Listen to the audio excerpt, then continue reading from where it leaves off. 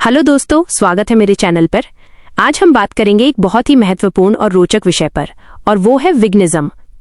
जी हाँ दोस्तों, विघ्निज्म आजकल इंटरनेट पर चर्चा का विषय बना हुआ है। तो चलिए शुरू करते हैं। विघ्निज्म क्या है, आइए समझते हैं। वेजिटेरियन और नॉन वेजिटेरियन के बारे में तो आप सभी जानते ही होंगे। वेजिटेरियन का ही अपडेटेड संस्करण है विघ्निज्म। हजारों साल पहले जब हम जंगलों में रहा करते थे तो जीने के लिए हम जानवरों को मारकर खाते थे, क्योंकि उस वक्त इंसान इतना उन्नत नहीं था, तो हमारे पास और कोई विकल्प भी नहीं था। मगर जैसे जैसे हम उन्नत हुए, हमने सभ्य समाज बनाया, भाषा बनाई। भाषा के कारण एक दूसरे को और भी गहरे से समझने लगे। हमने खुद को ही नहीं बल्कि अपने आसपास के पर्यावरण को भी समझा। हमने प्यार को समझा, नफरत को समझा, गुस्से को समझा, दर्द और दया को समझा। हमने जीने की चाहत को समझा, हमने जीवन को समझा।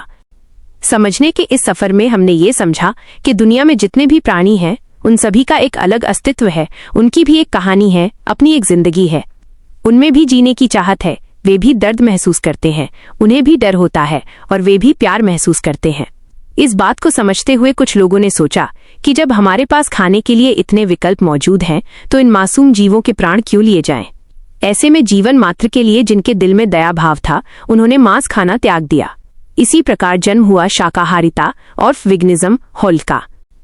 वेजिटेरियनिज्म एक ऊंचा विचार था, जो जीवन को गहराई से समझने वाले और जिनके दिल में जीवन के प्रति दया और प्रेम था, उन्होंने इसका प्रचार प्रसार किया।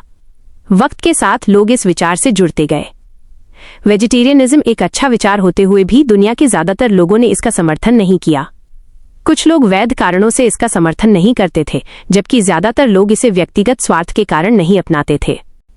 शुरुआत से ही मांस खाना हमारे आहार का एक बड़ा हिस्सा रहा है, जिसके कारण हमें मांसाहार पसंद है। मांस का स्वाद मांसाहारी व्यक्ति को अन्य सभी चीजों से ज्यादा स्वादिष्ट लगता है। मांस का स्वाद हमें इतना आकर्षित करता है कि हम इसके पीछे हो रही पशु क्रूरता को देख नहीं पाते, या फिर कहें कि हम देखना ही नहीं चाहते। मांसाहारी व्यक्ति मांस खाए बिना जीवन की कल्पना भी नहीं कर सकता। खासकर भारत में मांस खाना एक संस्कृति का हिस्सा बन गया है। शादी, त्योहार, पार्टी या घर में मेहमान आए तो ऐसे मौके पर मांस पकाना अनिवार्य माना जाता है। भारत के गांवों में मुर्गे, बकरियां खुले आम काटी जाती हैं, और जानवरों को मारकर खाना अब इतना सामान्य हो गया है कि लोगों को लगता है कि वे सिर्फ खाने के लिए पैदा होते हैं। वेजिटेरियनिज्म तो सदियों से चलता आ रहा है। पिछले कुछ सौ वर्षों में इंसानों ने तकनीकी उन्नति इतनी कर ली है कि जब पहले हमें अपनी जिंदगी को आसान बनाने के लिए जानवरों का सहारा लेना पड़ता था, अब हमें उनके सहारे की कोई आवश्यकता नहीं बची। ऐसे में हम उन जानवरों का अपनी भलाई के लिए कई तरीकों से उपयोग करते हैं, या फिर कहें कि हम उनका शोषण करते हैं।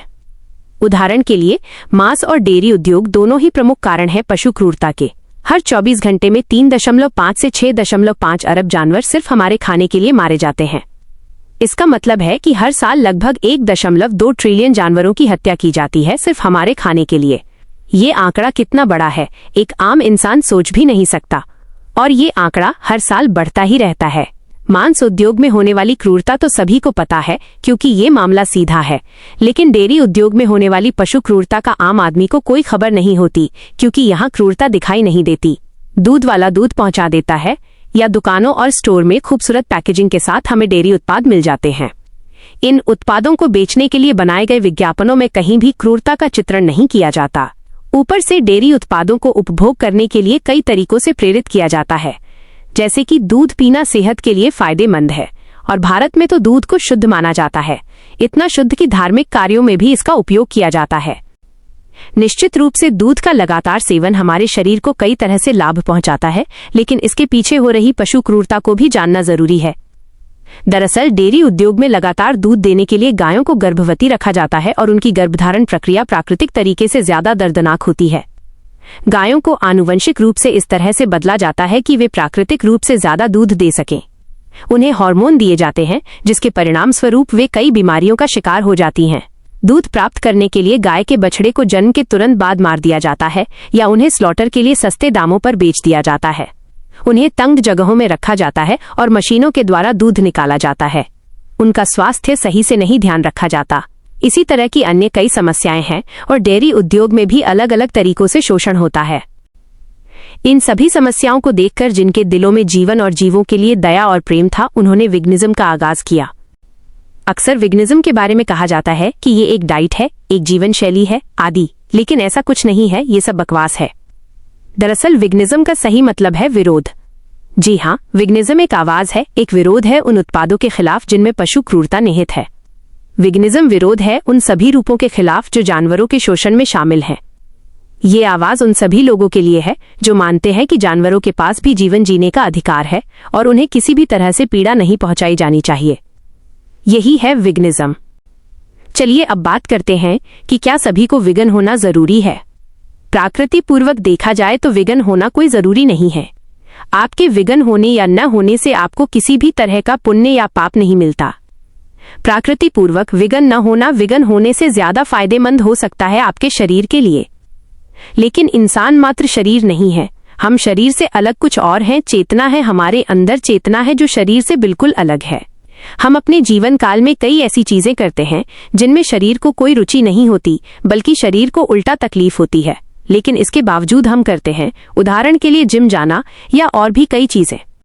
हम चेतना हैं। चेतन होने का अर्थ ये है कि हम केवल प्रक्रियाओं का हिस्सा नहीं हैं, बल्कि उनमें सुधार कर सकते हैं और उनसे ऊपर उठकर कुछ बेहतर, कुछ ऊंचा सोच सकते हैं। चेतना हमें यह सामर्थ्य देती है कि हम अपनी सीमाओं को पहचानकर उन्हें पार कर सकें। हम न केवल अपने जीवन को विकसित कर सकते हैं, बल्कि समाज, संस्कृति और प्रकृति के साथ अपने संबंधों को भी अधिक सार्थक बना सकते हैं। विकास, एवोल्यूशन का मतलब है पहले से बेहतर होना। ये सिर्फ शारीरिक या जैविक विकास तक सीमित नहीं है, बल्कि मानसिक, बौद्धिक और आध्यात्मिक उन्नति को भी समाहित करता है। विकास का ये क्रम हमारी चेतना का विस्तार है, जहां हम न केवल अपनी आवश्यकताओं को समझते हैं, बल्कि दूसरों की भलाई के लिए भी सोचते हैं। इसलिए चेतना और विकास का अर्थ केवल अस्तित्व में बने रहना नहीं, बल्कि चेतना का विकास का मापदंड होता है ऊंचा विचार। इसीलिए ऐसे ऊंचे विचारों को बचाने के लिए शरीर भी त्याग दे, वो व्यक्ति अमर हो जाता है। विगनिज्म एक ऊंचा विचार है जो मानव जीवन और समाज को बेहतर दिशा में ले जाने का मार्गदर्शन करता है। यह विचार आत्मानुशासन, तार्किकता और जीवन को एक स्पष्ट दृष्टिकोण से देखने की प्रेरणा देता है। यदि कोई इस विचार से असहमति रखता है तो ये आवश्यक है कि वो अपने विचारों पर पुनर्विचार करे। हर विचार को अपनाने से पहले उसे समझना और उसकी गहराई में जाना बेहद जरूरी है। ये सच है कि हर इंसान को विगनिज्म जैसे ऊंचे विचार का पालन करना चाहिए, लेकिन ये भी महत्वपूर्ण है कि किसी पर इस विचार को अपनाने के लिए कोई दबाव न बनाया जाए। किसी विचार को केवल दिखावे, प्रभाव या बाहरी कारणों से अपनाना व्यर्थ है। जब तक कोई विचार पूरी तरह समझ में न आए, तब तक उसका पालन करना बेमानी है। कई बार लोग किसी को देखकर या किसी के प्रभाव में आकर विगनिज्म को अपनाते हैं और खुद को ऊंचा समझने लगते हैं, लेकिन जब ये गहराई से समझ में नहीं आता तो उनका विगनिज्म ज्यादा समय तक नहीं टिकता। इसके बाद वे उल्टा इस विचार के विरोधी बन जाते हैं, जो कि अधिक नुकसानदायक है। इसलिए जब तक कोई व्यक्ति इस विचार को पूरी तरह से नहीं समझता, तब तक उसे इसे अपनाने की आवश्यकता नहीं है। विगन न होना कोई बुरी बात नहीं है और न ही ये किसी व्यक्ति को विगन में रुचि रखने वाले से कमतर बनाता है। लेकिन यदि कोई व्यक्ति इस विचार को गहराई से समझकर इसे अपनाता है तो उसकी सराहना अवश्य होनी चाहिए। हर व्यक्ति का अपने समय और समझ के हिसाब से इस विचार को अपनाने का अधिकार है। अगर आप अभी इस विचार को नहीं अपनाना चाहते हैं तो ये ठीक है, लेकिन कृपया इस विचार की इज्जत करें, क्योंकि ये मानवता को बेहतर बनाने का एक माध्यम है। विगनिज्म का सम्मान करना भी एक तरह से इस विचार को समर्थन देना है, भले ही आप इसे अभी ना अपनाएं। जो लोग वीगनिज्म का मजाक उड़ाते हैं वो असल में अभी नादान हैं। उन्हें इस विचार की गहराई और महत्व समझ नहीं आया है। ऐसे लोग हर समय समाज में होते हैं और हमेशा रहेंगे। इन लोगों को शायद कभी ये समझ ना आए कि विगनिज्म क्यों एक ऊंचा और सच्चा विचार है। फिर कुछ लोग ऐसे भी होते हैं जो कहते हैं, हाँ मैं विगनिज्म समझता हूँ, बात सही है, लेकिन मेरी कुछ मजबूरियां हैं, इसलिए इसे अपना नहीं सकता। ये सीधी सी बात है कि अगर आप सच में इस विचार को पूरी तरह समझते तो कोई भी मजबूरी आपको रोक नहीं पाती। मजबूरी का रोना वही लोग रोते हैं जिनके दिल में सच्चाई और न्याय के प्रति कोई इज्जत नहीं होती। भगत सिंह जैसे क्रांतिकारी को देखिए, उन्होंने मात्र 21 साल की उम्र में देश के लिए अपनी जान दे दी। क्यों? क्योंकि उनके दिल में सच्चाई के लिए इज्जत थी। अगर वो भी मजबूरी का बहाना बनाना चाहते तो बना सकते थे, लेकिन उन्होंने ऐसा नहीं किया, क्योंकि उन्होंने सच्चाई को समझा और उसे अपनाया। अब बात करते हैं उन लोगों की जो विगनिज्म पर उल्टी सीधी बातें करते हैं। ये लोग कहते हैं कि विगन डाइट में प्रोटीन, विटामिन B12 और अन्य पोषक तत्व नहीं होते। ऐसे लोग ये समझाने की कोशिश करते हैं कि आप पौधों से प्रोटीन और पोषण नहीं ले सकते। पर सवाल ये है कि क्या आज के समय में लोग सही पोषण लेते भी हैं? भारत में पहले से ही ज्यादातर लोग पोषण की कमी, न्यूट्रिशन डिफिशिएंसी से जूझ रहे हैं। लोग बाहर का तला भुना कचरा खाते हैं और तब किसी को पोषण की चिंता नहीं होती। लेकिन जब विगनिज्म की बात आती है तो अचानक प्रोटीन, विटामिन B12 और अमीनो एसिड का ज्ञान बांटने लगते हैं। मजेदार बात यह है कि जो लोग इस बारे में बड़ी बड़ी बातें करते हैं, उनकी अपनी डाइट में पोषण की भारी कमी होती है। सच्चाई यह है कि अगर आपको ये विचार सही लगता है और आप इसे पूरी तरह समझते हैं, तो इसे अपनाने से कोई बहाना आपको नहीं रोक सकता। और अगर आप इसे अपनाने में असमर्थ हैं, तो सीधा मान लीजिए कि आपको ये बात समझ में नहीं आई है। इसमें शर्मिंदगी की कोई बात नहीं है, लेकिन बहाने बनाना या गलत तर्क देकर विगनिज्म का मजाक उड़ाना गलत है। यह विचार गहराई, सच्चाई और दया पर आधारित है। अगर आप इसे अभी नहीं समझ पा रहे हैं तो कोई बात नहीं, लेकिन इस विचार की इज्जत करना जरूरी है। इसलिए बात इतनी सी है: 1. अगर ये विचार सही लगता है और समझ आता है तो इसे अपनाएं। 2. अगर ये समझ नहीं आता तो कोई समस्या नहीं, लेकिन इसकी आलोचना या मजाक न करें। 3. मजबूरी का बहाना मत बनाइए। अगर दिल में सच्चाई के लिए इज्जत है तो कोई भी मजबूरी आपको रोक नहीं सकती। ये एक ऊंचा विचार है जो न केवल हमारे जीवन को बल्कि इस धरती को भी बेहतर बनाने का रास्ता दिखाता है। इसे अपनाना आपका व्यक्तिगत निर्णय है, लेकिन इसकी इज्जत करना हर इंसान का कर्तव्य है। ये बेहद दुखद है कि हमारे समाज में बड़े बड़े बुद्धिजीवी भी विगन को नजरअंदाज करते हैं या फिर इसे पूरी तरह से अपनाने से कतराते हैं। खासकर पोषण और स्वास्थ्य के क्षेत्र में, जहां विज्ञान ने हमें कई महत्वपूर्ण जानकारियां दी हैं, वहां भी लोग पुराने रीति रिवाजों और अंधविश्वासों से चिपके रहते हैं। जब बात शाकाहारी भोजन की आती है तो लोग तुरंत प्रोटीन की कमी, पोषण की पूर्ति न होने जैसी बातें करने लगते हैं। उन्हें पता है कि शाकाहारी भोजन भी पोषण से भरपूर हो सकता है, लेकिन फिर भी वे अपने पुराने खान पान के तरीकों को छोड़ने को तैयार नहीं होते।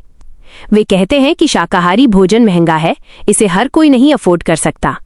यह सच है कि भारतीय आहार में प्रोटीन की कमी आम है। हमारी परंपरागत खान पान की आदतें ऐसी हैं कि हम सभी आवश्यक पोषक तत्वों को अपने भोजन से प्राप्त नहीं कर पाते। इसके पीछे कई कारण हैं, जैसे कि अज्ञानता। अधिकांश लोग पोषण के बारे में जागरूक नहीं हैं। उन्हें नहीं पता कि किन खाद्य पदार्थों में कौन से पोषक तत्व पाए जाते हैं। आर्थिक स्थिति: गरीबी के कारण लोग सस्ता और आसानी से उपलब्ध भोजन ही खाते हैं, जो हमेशा पोषण से भरपूर नहीं होता। खाद्य पदार्थों की उपलब्धता: कई क्षेत्रों में पोषक तत्वों से भरपूर खाद्य पदार्थ आसानी से उपलब्ध नहीं होते। शाकाहारी आहार के फायदे: स्वास्थ्य लाभ: शाकाहारी आहार हृदय रोग, मधुमेह और कैंसर जैसी बीमारियों के खतरे को कम करने में मदद कर सकता है। पर्यावरण संरक्षण: मांस उत्पादन पर्यावरण के लिए हानिकारक होता है। शाकाहारी आहार पर्यावरण संरक्षण में योगदान देता है। दयालुता: शाकाहारी भोजन जानवरों के प्रति दयालुता का प्रतीक है। भारतीय आहार में प्रोटीन की पूर्ति: भारतीय आहार में प्रोटीन की पूर्ति के लिए हम निम्नलिखित खाद्य पदार्थों का सेवन कर सकते हैं। दालें: दालें प्रोटीन का एक अच्छा स्रोत हैं। सोयाबीन: सोयाबीन और सोयाबीन उत्पाद जैसे टोफू, सोया मिल्क में प्रोटीन की मात्रा अधिक होती है। नट्स और बीज: बादाम, अखरोट, चिया सीड्स आदि में प्रोटीन की मात्रा अधिक होती है। निष्कर्ष: विगनिज्म और पोषण के बीच एक गहरा संबंध है। हमें विज्ञान पर विश्वास करना चाहिए और अपने स्वास्थ्य के लिए सही निर्णय लेने चाहिए। शाकाहारी आहार एक स्वस्थ और टिकाऊ विकल्प है। हमें अपने समाज को पोषण के महत्व के बारे में जागरूक करना चाहिए और शाकाहारी भोजन को बढ़ावा देना चाहिए। अतिरिक्त सुझाव: सरकार को पोषण शिक्षा पर ध्यान देना चाहिए। स्कूलों में बच्चों को पोषण के बारे में पढ़ाया जाना चाहिए। खाद्य उद्योग को पोषक तत्वों से भरपूर खाद्य पदार्थ बनाने पर जोर देना चाहिए। समाज में शाकाहारी भोजन को लेकर एक सकारात्मक माहौल बनाना चाहिए।